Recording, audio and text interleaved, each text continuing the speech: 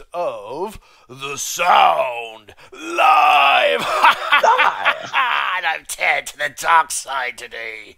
You can see I'm wearing a hood.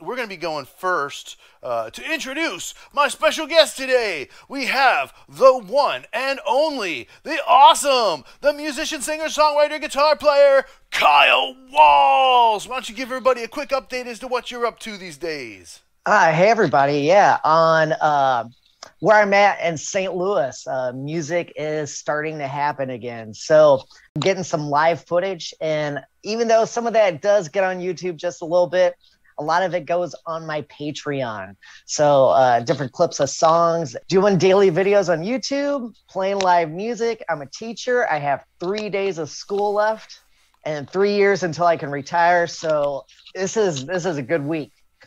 Busy. Yeah. Man, you are busy. Holy crap. Now we're going to do Matthew's choice. And if you guys see, I'm wearing this fancy Nightwish hoodie here. I'm going to turn around here so you guys can all see. See what I got here? Oh, that's cool. Yep. Okay. So we're going to be doing some Nightwish, everybody. This is one of their big epics.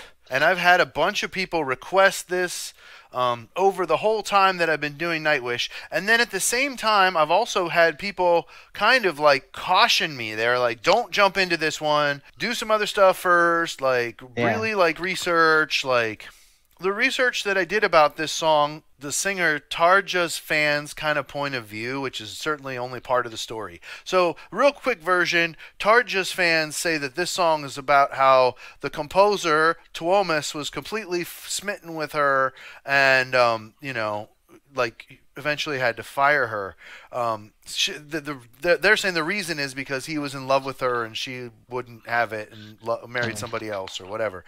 But the Tuomas point of view is more just like about the inner struggle of him realizing that he needed to fire this woman for whatever reason. I don't know exactly all the reasons of it. And anybody that does know the reasons of it, you're welcome to comment them or chat them, fill us in on the details of this so we can be really, really well educated about it. But I do know that this does have to do with his struggle of, hey, wait a second, I gotta get a new singer. That has to do with it. But it's the words of this song are just really, really, really crazy, graphic, and I'm just not even sure, you know, where all to go with it. I'll look it up while we're listening. I'll read just the first part.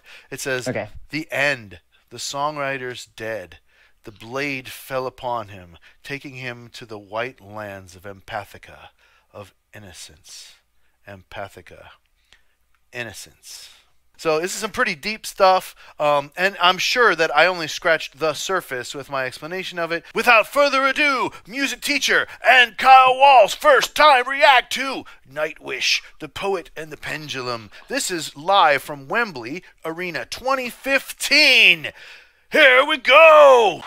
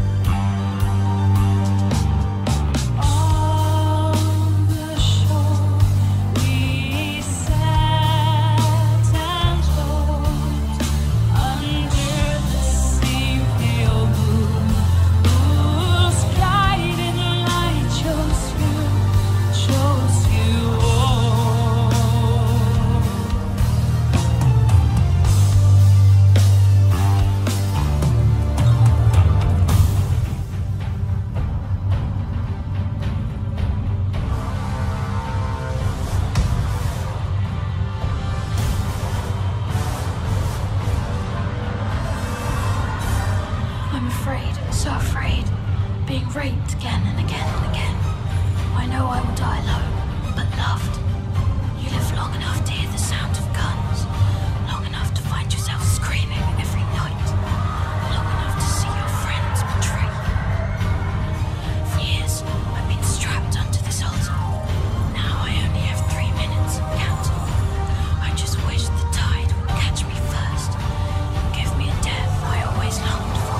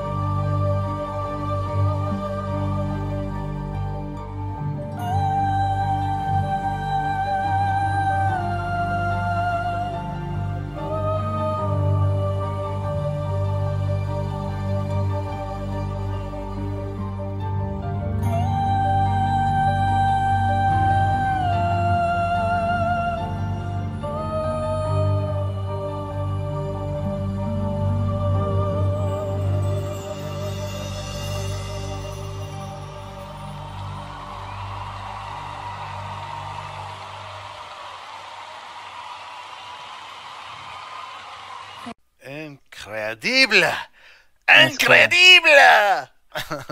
It was so good. It makes me start speaking French. Oh, I thought you were speaking Spanish. My bad. I'm taking my hood off for that. Everybody taking hats off for that. That's a way to finish a show. I'll tell you what, man. Holy mackerel! What do you think, Kyle?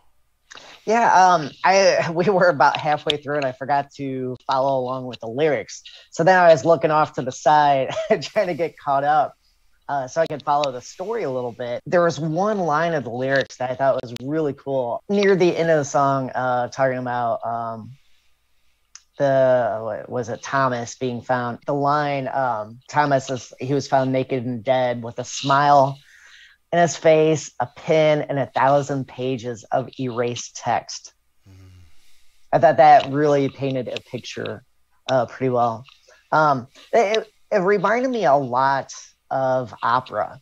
You know, and I'm not talking about like in terms of genre. I'm talking about in terms of storytelling. You have the melodrama. I haven't really paid much attention to the lyrics, to be honest. It's usually about, the performance or how they sound or whatnot. Sure. But that was really neat to look at the story being told in the lyrics. I'm looking at them as I'm talking to, just in case something points out or stands out to reference. But as I'm looking at the lyrics, that sense of melodrama. And instead of just telling a story that's simple, you put it in the most dramatic terms. And kind of like that line I just mentioned. Yeah, that's very typical. I'm thinking of Bizet. I love the habanero from Carmen. That's one of my. It's just chromatic kind of stuff. Yeah. But this was making me think too of rock interpreted opera, famously like Bohemian Rhapsody. You have this epic story. Just thinking of all these things not in terms of comparison, but more of context. Because a lot of times when you go to study a song and think about what the details mean and things like that, it helps to have some sort of context, for the art and stuff. But I'm probably getting a little too abstract. Like, what was it you said our last stream, that people like it when we have a conversation because we both are analytical in a different way. Yeah. So shout out to Shake. Thanks for all the great texting you're doing on the chat. I appreciate that. Shake, yeah, Christoph. Dude, like, first of all, they play with a track. So you guys, I'm not sure if, the keyboards were making all the great sounds we were hearing. There's definitely a choir and an orchestra and, like a click for the band to hold them together through that 13 minute ride of insanity. And, in the breakdowns, a lot of that music it was pre-programmed. You know what I mean? Gives the people on stage a little bit of a break while you enjoy the gorgeous composition that Tuomas did. So, all of those parts, whether they were played by him or not, he composed it like a composer would compose an opera or yeah. a work, and there wasn't really like a chorus. There wasn't really a hook. It was just like the whole draw of the song is the journey, is the ride, and I love music like that. It's called through composed. There might have been some repetition of song sections here and there, but it was pretty much just evolving from one thing into the next for the most part. And it was logical progressions. I loved hearing Marco's screamings in there, man. He was like, his voice sounded like it was like on fire. And Floor, she had the entire range from like so soft and subtle and vulnerable to like voice lighting the whole place on fire, with just so much gravel and grit in the throat. She can literally do the entire range. And there's a certain percentage of Nightwish fans, that wish that, the band hadn't taken its turns and kept the original people, just like any band, And then there's also people that, that like the new direction the band went. And I'll tell you one thing, that song is so powerful that like, even if that alone was the fruit of, the split up, that's a pretty damn good fruit. So I mean, you don't want to Yeah. discount that. That's pretty epic and incredible. And I mean, I've only listened to Tarja once. I listened to the Phantom of the Opera, big opera voice, which Floor can do, but Floor's range is just exceptional. And so I'm interested in seeing how Tarja's range of, being able to do the soft and subtle, you know what I mean? Like the really sensitive, the really like open, really vulnerable tones, right? Not just only the huge operatic, commanding, chesty tones. So I'm really anxious to see what all she can do, because I love this band so much. I want to check out all their incarnations as time goes on. There's at least 3 different singers, at least throughout this band's history. I really liked you mentioned Floor's range, that the ability where she was hitting those high notes, and what she did in terms of performance, because when you have a singer that does that, and the bass player, when he jumped in too, those moments of contrast and hitting it so well with so much conviction, so much power and energy, that it makes the like the reason why I forgot about the lyrics is the first couple minutes of the song, you are so entirely pulled in. Yeah. Because they're and a lot of people that kind of dabble in music or just kind of play around or whatever, they don't understand that those moments of contrast are a big hook. I mean, yeah, you can have some catchy lyric, or like you said, have a chorus, something like that.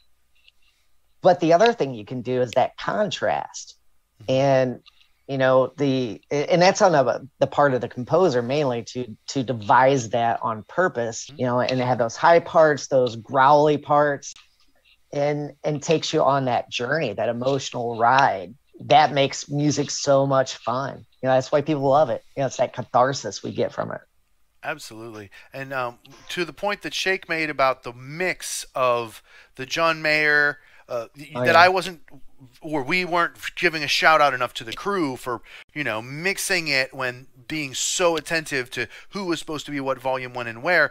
In that same vein, I wanted to say, that I thought that this was the best sounding song from Wembley 2015 so far. There's a pretty big debate amongst Nightwish fans of Tampere, if I'm saying that right, to Finland concert versus this one. And for some reason I did Wembley first. The difference really is the arena. Wembley is was a dome, right? It's enclosed, right? And then the Wacken is open, right? And then the same thing with the Tampere, however you say that, it was also open. And so it's mixed different because of the arena. The crew, they're going to mix the whole band differently based on the ambiance of the room. It makes sense. And one of the things that I wanted to say after giving all that background, that pretext, is that a lot of people were saying they didn't like the sound as much, and that they thought that on pretty much every song, Tampere is better, Tampere is better, Tampere is better. Okay, maybe.